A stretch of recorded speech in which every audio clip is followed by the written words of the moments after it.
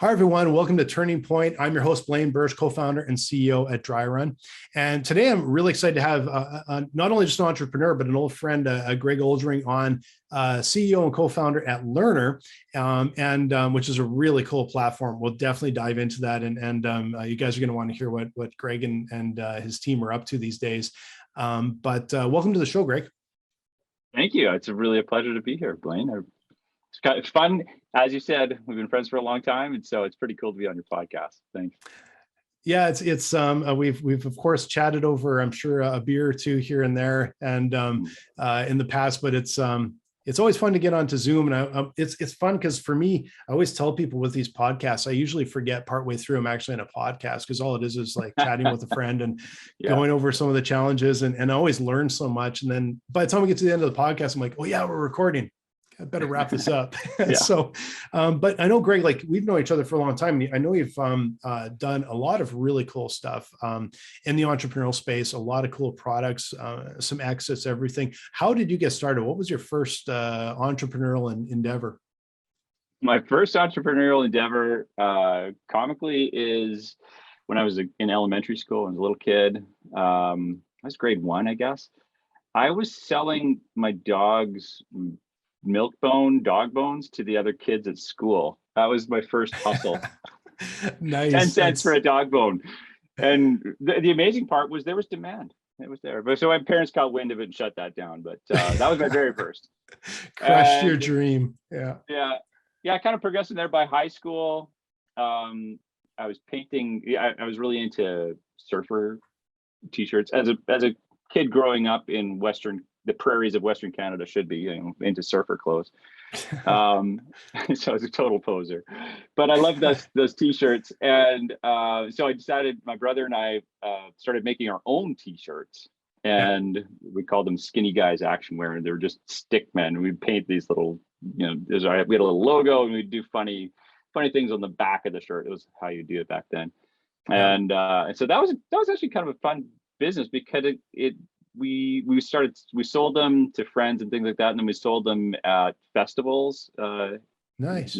Where I grew up, so like the Fringe Festival, and then we actually got a meeting with a legitimate clothing manufacturer at the time that kind of came out from just being at these festivals. So that was a really fun ride. So it actually kind of went somewhere, but I learned a lot. It was fun. Oh, that's awesome. And I still have this desire someday to have maybe after my Dryrun days to do some sort of product company, because I've always been so passionate about products. So that just sounds so cool to me because I love tactile type things. Probably my industrial design days right before we got on the show, I was telling you that I make skateboards in the summer, and this isn't one of mine on the wall, by the way, everyone. But I make skateboards, and I like to build things like that. And it's such a nice diversion from the everyday, the entrepreneurial battles in the software space. So that's really, really cool. It hits me in the heart a little bit. So from that, where did you go? Like you started to obviously get a real taste of entrepreneurship from that. Yeah, I had the delusion when I started university that I wanted to go into medicine, and realized very quickly how hard I would have to work in order to do that. And so that became not an option for me relatively quickly. But then, wow, what it was actually, I just worked at summer camps and things like that to get enough money to go to university. And then I bounced around different faculties. I ended up in the faculty of commerce, and I was nearing the end of my degree, and I had nothing in terms of a resume that seemed anything like business at that point. And so I figured this is now kind of a recessionary time where I was growing up here in Alberta, and so to get a summer job was tricky. And I was heading into my last year, but a friend of mine was starting a business. And so I was helping him, just actually formatting the faxes that he was sending out in this business. And through that, just conversations, I said, I need something for a resume so I can get a job when I finish this degree. could I work for you for the summer? Like maybe split whatever we might make if we make anything, but Yeah. you know, it was better than digging a ditch for $6 an hour. Yeah. So, Yeah. so I ended up doing that with my friend Scott Tates, and that birthed, it was called Parts Link. It's parts locator service for heavy truck parts.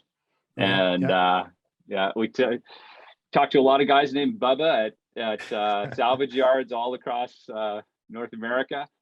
And that was really cool. Actually, I did all these like cold calls, and anyways, that business is still around today. It's now called Truck Parts Solutions. But that was summer of 2000, or sorry, summer, not 2000, summer of 1994. And so it has evolved. And then from that, we were actually quite successful that summer, grew this little business, this little fax service where people would have a, buy, sell kind of a fax come to their business every day. We had so many of them that so many customers that the faxes were getting longer and longer. And so we were going to hit an inflection point. Would that be the right thing to say? We were going to hit a point where the cost of faxing these things out was going to be too great if we added more customers. So I had another friend that was the first in my part of the world to have an internet service provider, which back then was the information superhighway. And he'd been bugging me to check out this information superhighway, and it's kind of funny looking back now to think that the internet was first sort of pitched as free long distance. And so that was why I was like, okay, I'll go talk to my buddy Randy and see this information superhighway thing and see if we can make our long distance cheaper. And so it was October 94 was the first time I saw the web, and my mind was completely blown. I was like, this is not free long distance. This is something very different and way cooler. And so my head just started spinning of all these ways to use this new technology. And from that, ended up creating another business. It was called GSNet, which was it was classified advertising on the internet for construction equipment and heavy trucks. Okay. And because I knew that those were already sold over long distances. They were expensive and scarce items that were sold over long distances. So I thought that was a good fit for this new information superhighway. Yeah. And eventually, my friend was Scott Tates. He and I split the two companies between us, and I ended up taking that business for the next couple of years. My parents basically floated it. It's a whole other story. The irrationality of love. They put a lot of money. they bet a lot on me, more than they should have. Fortunately, it worked out. I ended up selling that business in '98 to the company that did classified advertising all around the world. It was Trader Classified Media. They were called Trader.com. They were later known, and I worked for them through the rest of the .com bubble, which, if you're old enough to remember, was quite a frothy time in investment and some crazy things. And then so I worked for them through that up into the bust. So at the point where that company ended up going public as Trader.com, cashing in on the whole .com thing, that was the day they went on the NASDAQ was the day the NASDAQ began its decline. Oh, so, man. Yeah. That was 2001, and just crushed that. We must be, what year did you graduate? Was it 94, 95? High school? Oh, I was 90. University. Well, so interestingly, I didn't finish that part. University, I ended up stringing out that degree over 10 years. So I didn't actually finish that degree until 2000, I guess it was. Oh, okay. And I gotcha. I started in 1990 and finished in 2000 eventually. And I was lucky because the day that I got my degree was the day that my university was giving Wayne Gretzky an honorary doctorate of law. So I got to shake Wayne Gretzky's hand when I got my degree, which was pretty fun. There's It's worth the wait. Yeah. benefits to dragging it out. I was just wondering because Yeah. I think I did my undergrad and I graduated in '96, so I think would be Mm. still around the same vintage, I guess. And Yeah, you but when started and finished, started after me, finished before me, probably. Yeah. well, except that when I As went many back to people do. do when I went back to do my master's, and I started doing my master's when Uh-huh. I had a whole business with a bunch of people working for me. Oh, yes. And so I started to drag it out. And I'll tell you the worst, I dragged it out a long time too. And the worst advice, but the best advice I ever got was from my accountant going, yeah, you're a full, like you're registered, you're a full-time student, you're pulling full, like you're paying full bore. Yeah. That is a heck of a tax write-off. Like, really? Yeah. How long can I drag this out? So I actually dragged it out for quite a while until my supervisor like, yeah, man, I'm retiring. Like, you have to finish this. And so that was good because then it actually got me to finish. But I did this super long-term plan. I'm pretty sure I set a record on how long I was a graduate student before I finally finally finished up. I probably have it on YouTube by the time I finished everything. But but I do remember those times, that was a strange time, that 2000, 2001. That's just when I had left my very first job that I had for a couple of years and dove into, now I'm doing my own business. And it was like all this super highway. I remember all that. And then just but it started to dry. Pets.com, oh God. Yeah, then everything, they're all pariahs. Yeah. And remained, it's funny looking back at Amazon as well, was they weathered that, which is incredible, because they were sort of, for a while, kind of lumped into this bunch of loser companies that was overblown. And in retrospect, maybe not so much. I was one of those people that I was kind of a naysayer, in the aughts, the early aughts. I think they would say, this Amazon company, like, they're just eating up so much cash that they're never going to make any money. Like, this is a terrible idea. Yeah, I was wrong. I was completely wrong. Didn't get it. Yeah, well, it was hard to get at that point because at the time it was books. Like, Amazon was literally, I think at that time, just online books. And you're like, Chapters down the street. Not same thing as like books. That's all they do is books. And that's changed a ton. I had to return something to Amazon the other day. They sent me the wrong album. I have vinyl here, listen to records. They sent me one of the albums I ordered was literally the wrong one. When I went to return it, they just said, go to Whole Foods and hand it to one of our staff. It was amazing. So I walked in, they sent me a QR code. I walked in, first staff member I said, and they just went, oh, return? Yeah. And took the scanner, scanned my QR code, took the album. Thank you very much. That was literally the entire return policy. And then you spent $20 on edamame or something. On a cookie. On a cookie. Yeah, man, that place is could burn through some cash. Well played, Amazon. Yeah, that's cool. So with my education, I ended up actually just getting back to that. Like, I was in university long enough where the surveys that I was filling out earlier on, I would always put on there, we need something around for sales. In Bachelor of Commerce, there was no sales course. And so for years I'd put on this fourth year student survey. We need a sales course. And I was in it long enough that they finally created a sales course. So I thought, well, I got to take that now. Yeah, you asked for that feedback. Sales course, Gregg. Here already. Take it. Yeah, well, that was useful. So then with the .com bubble, what I was working, that company, I'd already sold it to Trader. Trader is now got to rationalize some things. And so in 2001, I laid myself off. I got to decide who to lay off, and I thought, this expensive person needs to go.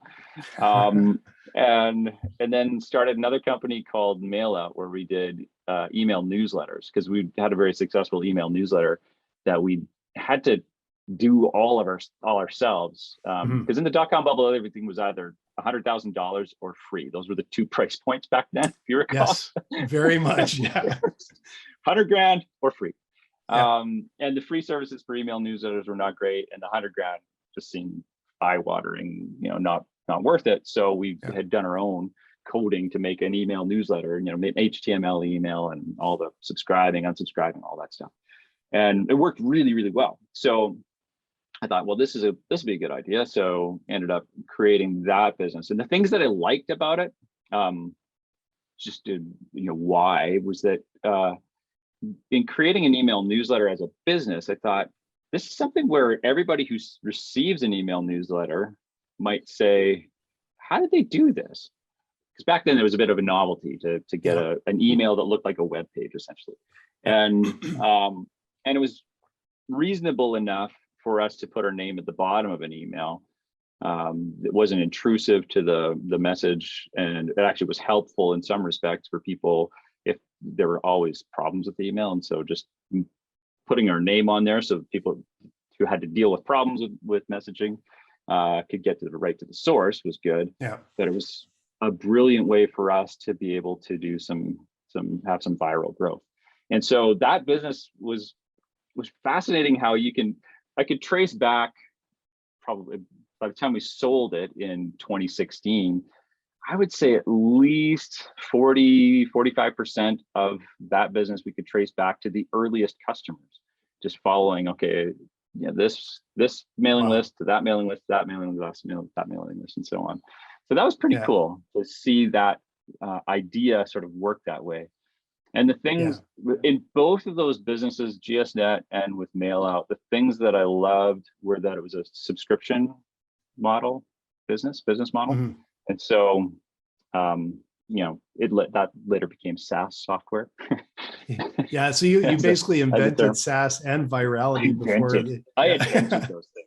Nobody had ever thought of it before me. Well, you're a pioneer in both, I suppose. That we can say that truthfully. You're a pioneer in virality and SaaS. I guess. Maybe sure. I'll accept it. Thanks. But well, wait till I can tell the story of how I got my butt kicked though by other smarter people in that. But it was actually really interesting though to come up with a thing where. Like you've got a SaaS model business, I assume these days too. I'm pretty sure that's how you're doing it. In helping people with cash flow, and the thing that I loved about what the SaaS business model and subscription model was that it was very predictable revenue. Yeah, I loved that about it. It was an absolute grind at the beginning. It was horrible because that revenue was tiny. To start, but it would be like incrementally a little more each month. And it was actually years into it that I finally, it was Mike McDermott from FreshBooks. He did a presentation at a conference that I thought, why didn't I know this sooner? But just all about lifetime value of a customer, things that, if you dive into SaaS software today, it's sort of everybody knows. Well, it wasn't so everybody knew back then.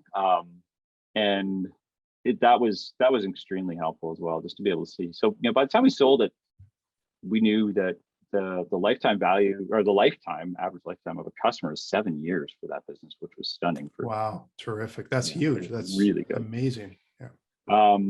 And as a result, that actually made a difference for the value that we got for it and the sale. But yeah, that was a really cool thing. So it was this very predictable revenue, very sort of steady growth. The thing that made it change the most was another brilliant innovation along the way. Made it hard for us was Ben Chestnut and the gang at MailChimp, who had started at the same time we did in 2001. Yeah, it was kind of this other company that we heard of periodically, but it was kind of this junky DIY service. It didn't seem that great. It was, well, realistically, when I first saw it, several times I saw it, I completely discounted it because it was too hard for normal people to use. Yeah. And they sorted that part out, but the big thing that they did in 2009, and I don't know if they would have invented it, but they definitely were the first to really do it, was freemium. So they recognized that not only was there was this great sort of viral growth happening with email, but if they could pay for advertising to sort of fill the top of the funnel, but the value of those customers, or the value, like the cost of that advertising, it's actually kind of cheaper to say, okay, well, let's just share this with small lists. Like, let's just carve out part of our revenue and call that advertising instead, and say, okay, if your list is small, you can use this for free. And that is when MailChimp exploded and became the 800-pound gorilla in the space. And eventually, they just sold not too long ago for, I think, $12 billion. If not mistaken. Sold to Intuit, which I thought was an interesting connection there, right? But it's good for them all the way around, and they're good people there. So that was really clever. But that put tremendous price pressure on our lovely subscription model business. But anyway, that business, I got it to the point where in 2009, actually, for myself, I didn't have a lot to contribute to it anymore, where it could run without me, which was always my goal. When as a younger person, I observed businesses that I loved, sort of the home or the small business or family business type of thing. But I had this epiphany as I was going to, I guess it was like a convenience store on campus in university. And I went over the holidays and thought to myself, these people are so hardworking. They're here. They're still, they're always here. They're such hardworking people. And then it dawned on me, they're here because they can't leave. They are shackled to this thing. Yeah. That's awful. So it's not the freedom of having your own business. It's they're actually their boss is their customers, and they're obviously can't afford to pay somebody to take it on, and so that to give them some freedom. And so I kind of had two things that come from that. One was that I made sure that I'm always working myself out of a job in businesses that I've created along the way. Also because there's always people better than me at everything. So I'm kind of good at a lot of things. I'm not actually good at anything. So my superpower is being kind of good at a lot of things. That's a typical CEO.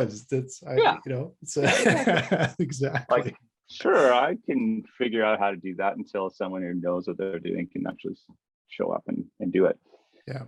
But so, working myself out of a job essentially was my goal as an entrepreneur, and also treating my time, my sweat equity, and the money that I put into a business as equity, thinking about it as if I had invested in somebody else's business. Yeah. So taking that sort of time value of money, if I'm, way back when I started, if I could have made $30,000 a year, would I put $30,000 into X stock?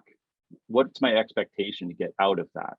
Mm-hmm. And thinking about it that way, rather than thinking, if I can make $30,000 a year in this business, I'm happy. A bad way to look at it, in my view. Because then, if I was, I love that I'm throwing out 25-year-old numbers there, but I wouldn't be so happy today. No, probably not. but if you look at it, for me, I thought if I looked at it that way, I could bury myself and be like that family that I had started off admiring and realizing, oh, they've actually created a terrible trap for themselves that they can't get out of. So didn't want to be there. And happily, it's not worked out that way. Yeah, it's amazing how sort of those realizations, because I find as an entrepreneur, there's you hear all this stuff, you read all this stuff, you kind of know all this stuff. It's when you actually they always say you move to that understanding where it's like, oh, now I get it. That is way more important than I thought, and I kind of understand it. And hopefully you understand before you learn the hard way to some degree, right? Yeah, indeed. Well, so if we're to continue the story a little bit, like what's next? So next one because is, you exited, and I got more. So before selling Mail, have to mention my partners in this too, of course. So Mike Bridge was with me he wasn't a partner in the first business, but he was in the second.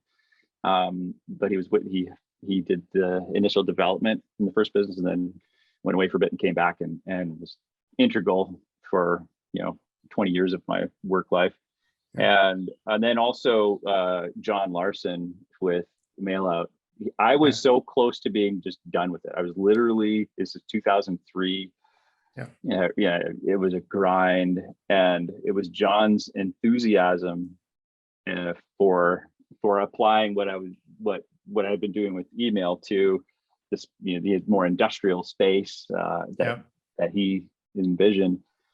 I thought, well, okay, he's kind of in the tracks. I guess we'll keep it going. Yeah.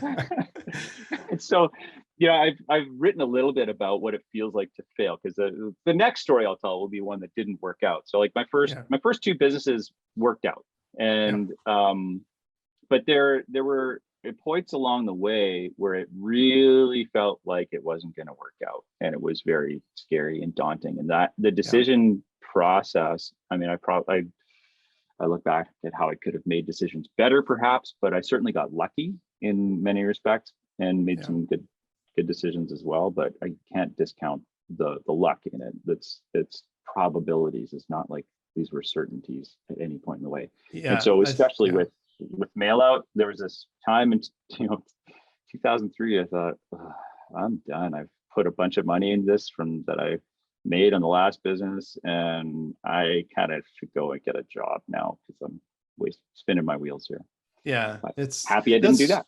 And that's a challenge. Like, I've been, I had an agency before what I'm doing now with Dryrun and that. And there are days where it's just, and every entrepreneur feels that. There are days where it's like, man, how, it just struggles. And are we making it? Is this going to make it? It's the worst case is this going to make it, or should I be walking away? Yeah. There's a bunch of those medium cases where it's like, I still remember in my agency days, there's times that we'd walk in and I would walk in and we had to go down these funky, weird metal stairs down. And then you go to the office space and that, and I'd be like, I still remember, it's like you're walking down the stairs, I get to the bottom, and then I'm like, take a deep breath, walk in, put a smile on your face, even though it's like just this crushing weight of, if weight of the world. Department of Agriculture doesn't pay us, we're screwed, whatever. Not trying to point them out, but like there's always some department that wasn't paying us. Always something. Always something. And in Dryrun, like I had the same sort of feel for you, as like as I started to build into that and go, I think we're going to go this way, and I like the idea of recurring revenue. But you're right, you got those struggles of, it takes a long time to get it going and build, and building something that I didn't know, it's like a transition from some guy that had an idea that kind of started to make a product to a CEO that's trying to grow this business is a very important transformation, just to have a chance of being successful. Right. So it's such a battle out there. And you said how much luck is involved, and it is. There's so much as luck is just timing, talk with the right person, took the right approach, made the right thing, and you could have flipped a coin with all of them, right? And I think any really good entrepreneur that will have success in their next thing recognizes how much of what they just did, where there are elements of luck, because there were always. It doesn't matter. Doesn't matter which person you talk about. You have to be aware of that, because that's how you evaluate risk going forward. Mm-hmm. Right? And have a critical mind of your own ideas. So, and it's also, you work with it as much as you can, right? And you hope you get a more lucky flips than unlucky flips. And I know entrepreneurs, like, it's always like, for myself, how much we've changed with Dryrun is so much as just recognizing that opportunity and recognizing the luck. Because sometimes something comes along and you're like, yeah, we got to jump on that. Like that, it might have been a little lucky, but you have to recognize it and run with it. And that's how I think you better your odds. That's how you make your odds sometimes better than the 50-50 at times, is that you just can hopefully recognize an opportunity that fell in your lap, but that's the one we have to grab, and you hope it's the right one and not take right, not left or whatever, right? Yeah. Yeah, actually, and in that, the idea of plan completion bias and sunk costs, those are really like two super important things, I think, for entrepreneurs to really get your head around, that sometimes you can have in your mind the idea of how a thing is going to go, and kind of fall in love with your own idea or plan that way.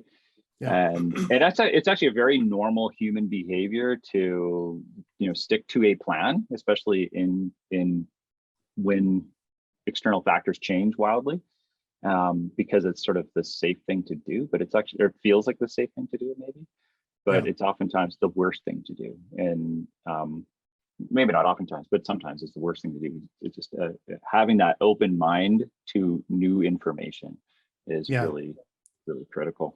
And making the decision, because it's such a balancing act between, you can't just go off in this direction and then that direction and then that direction, and change, but you also can't go like down the wrong path forever and not recognize you have to switch. So that's why they call them pivots, and that's why a lot of times we'll say it's a pivot, but it's a big deal because you can't keep doing it. You have to recognize when you have to do it.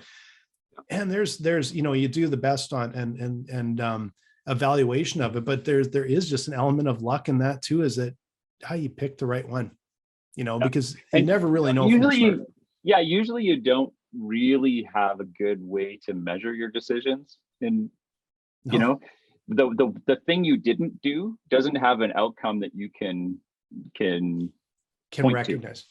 Right. So we didn't do this.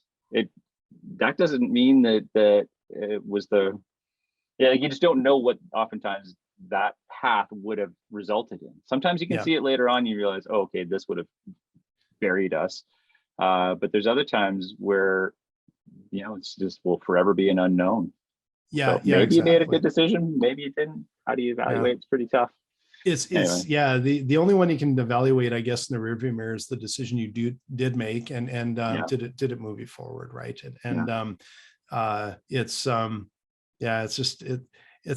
It's so challenging for people that are outside of entrepreneurship.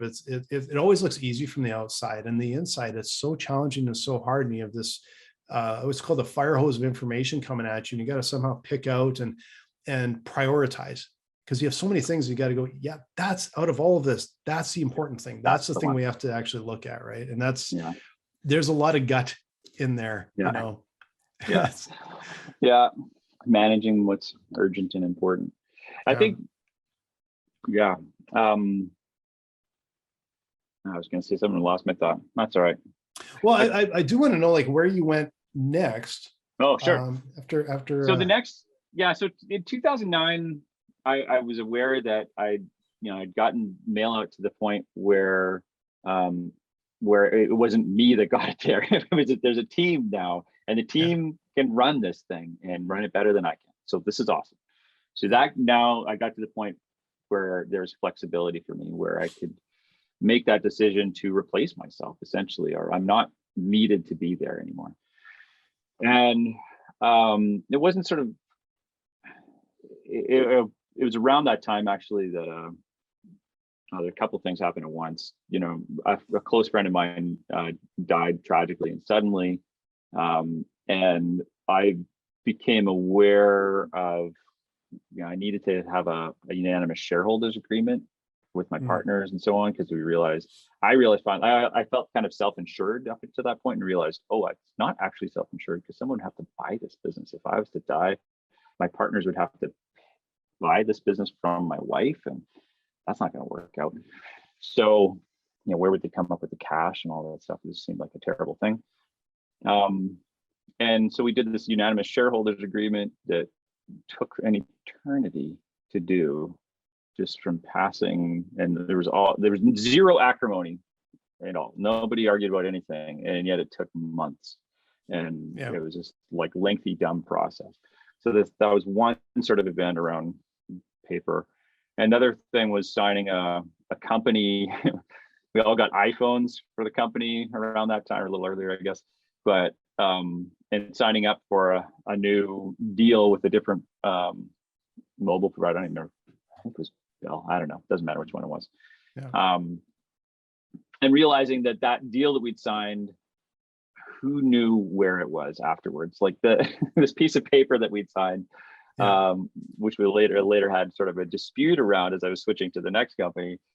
Nobody seemed to know where that document went and what happened to it. So I had a few sort of events around signing and paper, and I just hated having pieces of paper, and I was signing my name on all these things, especially as an entrepreneur at that period of time. And I thought, it's got to be a better way to do this. And it's really dumb that I've got this phone now that is so helpful and useful, but try and read a 8.5 by 11 on this tiny device was useless. So all these things were PDFs, and so it was really dumb. So that all coalesced in this idea for a business, which we called Inked It, which was for, we call it for electronic signatures, but it's kind of a broader idea to say, let's actually move these processes to electronic medium. So the printed piece of paper is like way down the line in importance as an output. So you could print something from, but if you re-envision the whole process of signing documents or coming into agreements and having a record of that, and an active acceptance around it, all of that, the whole piece of paper thing didn't matter. So that was a super fascinating. It was a cool idea. So this is just around the time of Bitcoin as well, but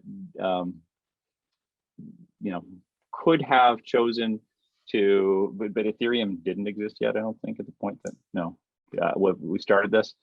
But anyway, that could have been a way we would have gone with it later on. But anyways, we started to create this thing, also observing what was happening with the Facebook social graph, this idea of the connections between people and things that they like and so on, and thinking, well, the idea of a legal graph is actually really useful for organizing documents after they've been signed and all the relationships, especially as things would happen when we would have customers with mail out, let's say, that changed their name or got bought by another customer. So we'd have this contract in our piece of paper in a filing cabinet filed under A, but now that company is under, they start with an I.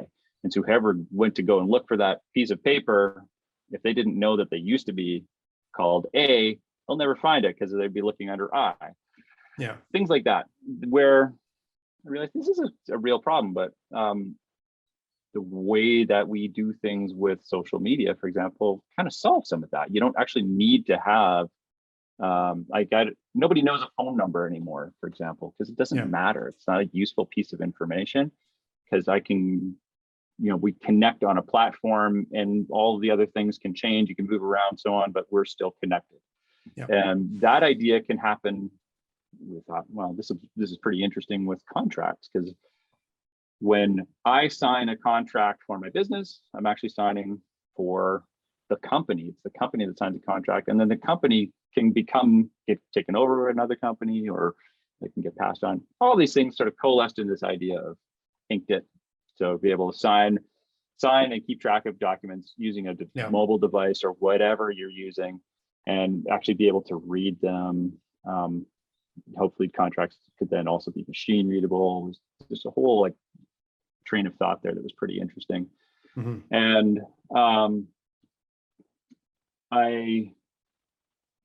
we had some money to be able to start this ourselves, and the horsepower, we've bootstrapped up before, and I was pretty jaded from my experience with the .com bubble, and I didn't get into, it'd be too long if I got into all my funny stories from around 1999, 2000. Because there's some bonkers stories, things that I got to witness. But I was very jaded with the whole venture capital side of things and investment banks and all of that. And so I was leery of that world and started this as a bootstrap business, but realized in hindsight, so everybody is thinking of starting something where you might need investment. the time to get investors is when you haven't built anything, when you have an idea and a concept and something that you want to do. And that, rather than having the ugly baby that you can present to people, because the first iterations of your product, if you're building a software thing, it's usually terrible. They're we'll be honest, they're always shameful, embarrassing. It's almost like you get money when you have an idea. What they always say, you get money when you have an idea or when you don't need it anymore. Yeah. And all the way in between is a struggle. And I would say that's the experience I've lived since. So with that business, it was very hard to raise money because we had a product, and because it was an ambitious idea. So it really needed a lot of money to be a thing as a platform. It was a pretty tough uphill climb.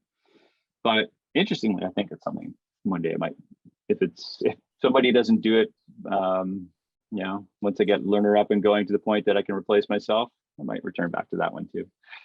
Well, and like I used Inked it. And I'll tell you, and I can't remember what I was getting signed or whatever at the time. Yeah. But, and this is going back a number of years. I don't remember when that was, except that I do know that the user experience and sort of the concept behind it, I still get and I still really love. And like where no, it's true. Like I still remember enough to know, like, this is really slick. And what I can compare it to is with our, fortunately I don't have to do it, my team does it, but we're using DocuSign. Yeah. Great product. Honestly, it's kind of hard to use, to be honest.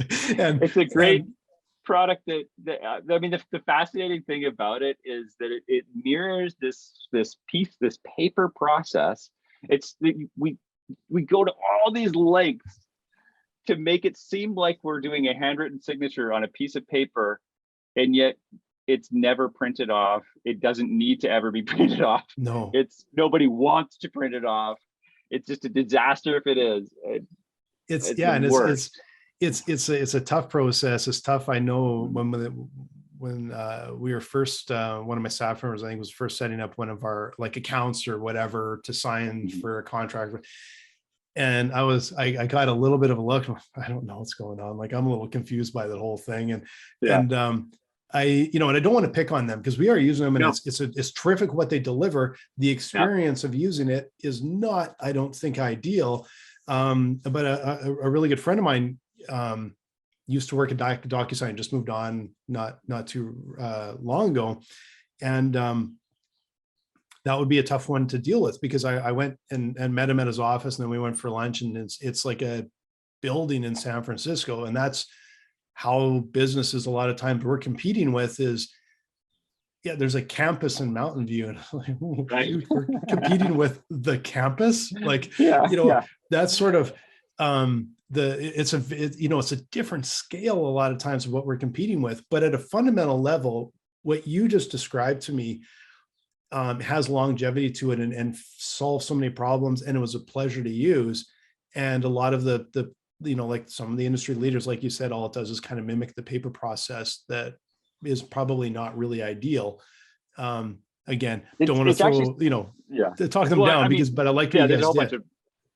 There's things that I've learned about that, learned along the way there, though, was a lot of stuff about, design and human behavior and expectations. I mean, the ceremony of like putting a handwritten signature on a piece of paper is meant more to people than I ever really realized, where that feels legal, even if it's not. It feels like you've done something that is legal. And if you put your name on a piece of paper, then you're now beholden to something, even if the piece of paper says that you shouldn't be, you still feel like you've done something. Or it's a funny thing. And so there was a need to mimic some of that people have in this transition period, because it's going to go away eventually. It's a matter of when. But because I can't imagine if we're still alive 100 years from now, because of all the changes in technology, if we're still signing documents on pieces of paper in 21, 22, that's crazy, right? I don't think anyone would think that that's actually going to happen. Yeah. But in 2023, I think we'll still be mimicking these processes. So it's hard. And so the other thing that was really interesting is making a platform is really tough, because you have to have a number of different players that all can use it. Yeah. And so that was one of the other challenges with anything that's around, well, for that idea, building a really big platform that could encompass, that kind of needs to encompass a ton of different use cases.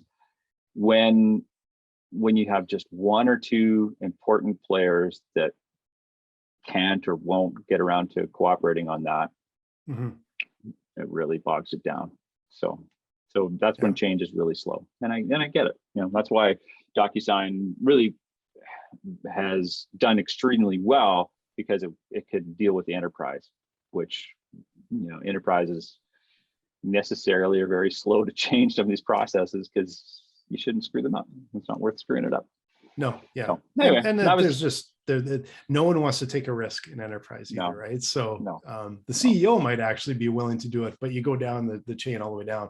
Yeah, it's tough. There's not a lot of appetite for risk, and but it's amazing how quickly things have changed. I had to I don't remember what it's for, but just a couple of weeks ago, I had to sign something, and I just remember the email said like they need ink, and so you need what? Yeah. And my printer scanner sitting back here is basically, first of all, the ink dried out a long time ago, and I'm like, yeah. And what I found is I don't use either. I don't use a scanner or a printer. This is basically a fax machine now. And all of a sudden I'm like, well, I had to go over to Staples, print this stupid piece of paper out so I could put ink on it and print. Yeah. And then I scanned it and emailed it to them. And I'm like, the whole time I'm sitting there going, I know I could do this in Photoshop, but I'm not going to. It's just like, I'm going to be on the up and up, but you got to be kidding me. And it was such a stupid process. It is what it is, right? Yeah, classic. So I got to zip through my next stories, because I want to get to Llearner, because that's the coolest thing. Yeah, exactly. I was just looked at the clock and thought, yeah, we got to get to Llearner. Go. So I'll tell the story, the tale of woe of Zap. So Inkjet did not work out as it's like making a decision to fully wind it down. I meet one of the co-founders of the next business at a coffee shop. And so the team still stays together. So myself, and Mike, and John, and then we had a new guy, Tony. And Tony described to me, well, John had got me onto the Ben Thompson's podcast, Exponent, great podcast. And the idea of aggregation theory, super interesting, which is worth a look at. But so this is in my head when I meet Tony, who tells me about, he works for in the international student space, and he described to me that market, and it kind of blew my mind. I thought he completely exaggerated it, and when I went and fact checked it, he actually undersold it by 10x. Like, it was way bigger than he said, and I was shocked that there's that much tuition. So at the time, this is now 2017, that there was $10 billion of tuition paid by international students in Canada. Wow. Just in Canada. What? That's not global, that's Canada. Canada's number 5 in international student market. So it's a huge industry. I was like, really? I had no awareness of this whatsoever. Yeah. And yet it's actually a really important thing. And so, digging deeper into it, like, education is a gigantic industry that is actually very, in the last couple of years has moved quite rapidly to start to embrace technology. But certainly in 2017, technology was still just like an afterthought for most of the world. Of the $6 trillion at the time that was spent on education globally, there was something like 2 or 3% at the time of those dollars were spent on tech or ed tech. So anyways, that came in that all became a business called Zept, where we were helping international students to find schools, the best school possible for themselves. And it ended up being like a dating app. So you put in your grades, what you want to study, and it would show schools. And because it was actually a weird sort of tyranny of choice, like if you can imagine, I don't know how many Australian listeners you might have for this, but I would use for people in North America, I'd say, well, like, what's the best school in Australia? And people would just look blankly. No idea. Well, actually, Australia is a gigantic international student market. I think it's third in the world. Oh, wow. And like it's bigger than Canada. And no one here can name one of their schools. And imagine if you are a plain vanilla good student that could go to most but not all schools in Canada. If you're an international school student, that's your problem set for the whole world. You can go wherever, but not really. You might not get accepted. Yeah. Just like really challenging problem space. And there's a whole bunch of other things just even getting there. But just the first part of where could you actually, what schools have the programs that I want to take, and could I actually get in? And we could solve that problem really fast for people. And so we embarked on that. And that was a really cool business, and ended up going through an accelerator here.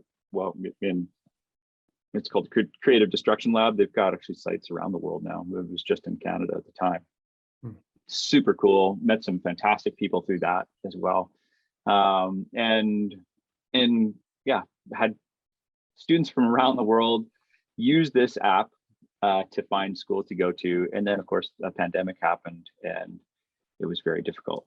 So and what I'll say about that, the challenges of that business were super lumpy, both cash flow and data collection. So it was very difficult to get validation of what was happening with students until the typical September intake. So it was kind of once a year would be like a year is like a day for an e-commerce site for that site. So that was every cycle that we would have of, getting students onto the platform, getting them through it to landing at a school. We wouldn't actually know if it worked out for a year after people had started through this. So that's pretty long haul. And likewise, getting paid on anything that we were doing, which was that long as well. So that was tough. And then, the pandemic stretched it out. So that one we had to kind of eventually wind down. But as we were sort of pushing a rope in the early days of the pandemic, trying to figure out, well, what can we do? We were coming up with ways to get students onto the platform, and came up with this other idea through that, through sort of coalescing of a couple of things. One, we're actually thinking about graduate students, and that's a whole other ball of wax of trying to graduate students matching with supervising professors and so on. And they need an academic CV, and things we could do around that would be really interesting, and being able to share what people are learning and what they have learned through their career and what they've created and so on, create this CV. That was one idea. At the same time, we were using lots of fitness tracking apps ourselves, and thought, this is a really cool thing. It doesn't seem to have for the lifelong learner, something where it's encouraging you, like where you can record what you've learned, and you can get that social interaction encouraging you to continue that positive behavior. Because I use Strava, I like to ride a bike, and that was one of the things that encourages me to continue riding a bike, especially when I don't feel like it in the middle of winter and you're riding my basement. It's such a fair weather. So like either outside or inside, both of them are kind of rough in the wintertime here. So all that we thought, okay, well, these are interesting ideas, and there was another thing too, where in sharing content, especially like podcasts like this one, if I share the name of this with a friend who uses the friend would have to go and look it up. So you have to kind of remember it and look it up later. And even if you text it, you still have to look it up, because there wasn't, if you're not on the same platform, like if you're not an iOS user and you share your iOS link of an episode you've listened to or something to your friend who's on Android, they got to go and look it up. And Yeah. 2022, these are not like important problems, but that's enough to mean that somebody doesn't listen to that podcast. Yeah, exactly. And same with books, right? With the books, with different bookstores. And we thought, yeah, this is kind of a nuisance, but there's a cool connection of ideas and concepts where you learn about somebody in a podcast like this. You know, you listen to an interview, especially somebody who's put out a book because they're a professor of, I don't know, behavioral economics, and you think that's really cool. And here's this book that they're pitching because they're on a book tour for the thing. That's why they're getting interviewed. If we're putting those pieces together now in Llearner, which is with 2 L's at the beginning, like Lloyd, Llearner.co, if you want to go check out the app. And so it's this social discovery and tracking of learning for lifelong learners. That's what we've landed on. Long way to get there. And so when you put a podcast into a track, it's kind of like Pinterest that way with a Pinterest board, but you can say, you put a podcast, or you can put a book, or you can put a video course. All those things can all exist in one sort of track that you create and you could share with somebody else. Yeah. Because I think you've had this before, I'm sure, where people, as an entrepreneur, another young entrepreneur, or as a designer, people say, well, like, what are you reading? Like, what do you read to learn about this and machines? Rattle off a couple of things. But you can actually put these things into a track and say, I have a track on Llearner on cash flow. I have a track on SaaS software. I have a track on various different things, and you can say, here's some good stuff that I've learned from that you might want to check out. And so it's ways to share that content, to see what other people are doing, and then to give people a little thumbs up when you complete things. So that's what that little dopamine hit. I mean, it's kind of silly and trivial, but it works. It works. We're humans. We like that. We like that affirmation. That encouragement to keep on going is very helpful. So all of that's kind of baked into this experience of learning.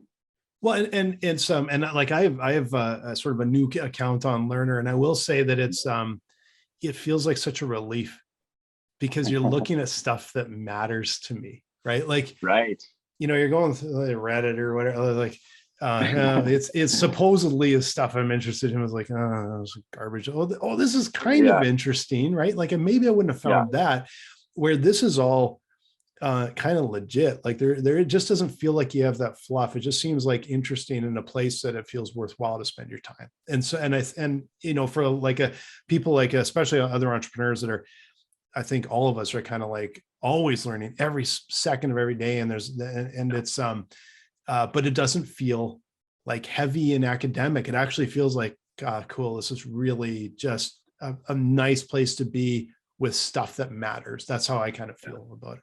Cool. Oh, that's wonderful. I'm glad that's exactly what we're kind of aiming for is, and a lot of it's actually choices of when to use algorithms and when not to.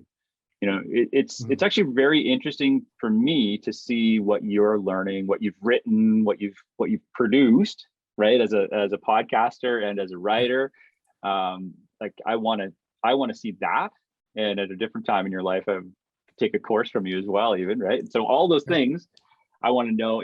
I'm a fan of Blaine, let's say. I want that there, but it's very interesting to me what you're reading because you have credibility to me, and so your credibility really helps, particularly as you get more like further down from the top 10 list of something. It's like, okay, I hit the top 10 lists of everything are not that great a recommendation to me. I'm kind of further past that now. I want to get some good information. So seeing what the people that you kind of trust and admire are learning from is actually a really cool resource.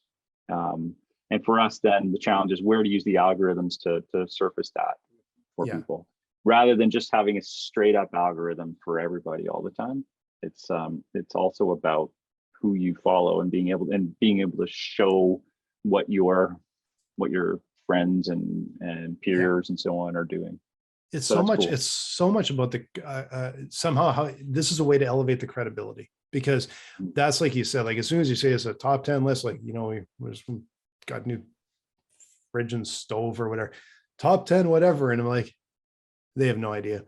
It's Yeah. as soon as you see the link to Amazon to buy something, you're like, they just put a list together to sell their stuff. Right. And so Yeah. you're always looking for how do you vet Yeah. something to go, is this actually credible? Is it coming from a real person? Does it? And so Mhm. exactly what you're saying is it's real people, it's kind of credible, but then you also have the algorithms to make things work easier. And it all works together, but it's got that credibility when you can look at it and go, yeah, I know that person, or I've heard of that person, and here's what they're doing. That's really cool, right? Yeah, I think that's how I've, well, actually, well, the three of us that are founders in this, Kevin Horick, we've worked together on projects, a number of those other businesses as well. This is the first time we're partners together. But he's also had a podcast for years that's amazing, Building the Future Show. And so he's one of the people that creates content. And John Larson, who's a continual partner in crime, he's been the guy that I would get, book recommendations and podcasts. He got me onto podcasts initially. Like, and for me, the gateway drug was Planet Money. That was the first one. He That's a good introduced me one. a few years ago, which is such a good show. I mean, I think it was a radio show maybe before it was a podcast or whatever. It doesn't matter. Yeah. I was hooked. This is a really cool format.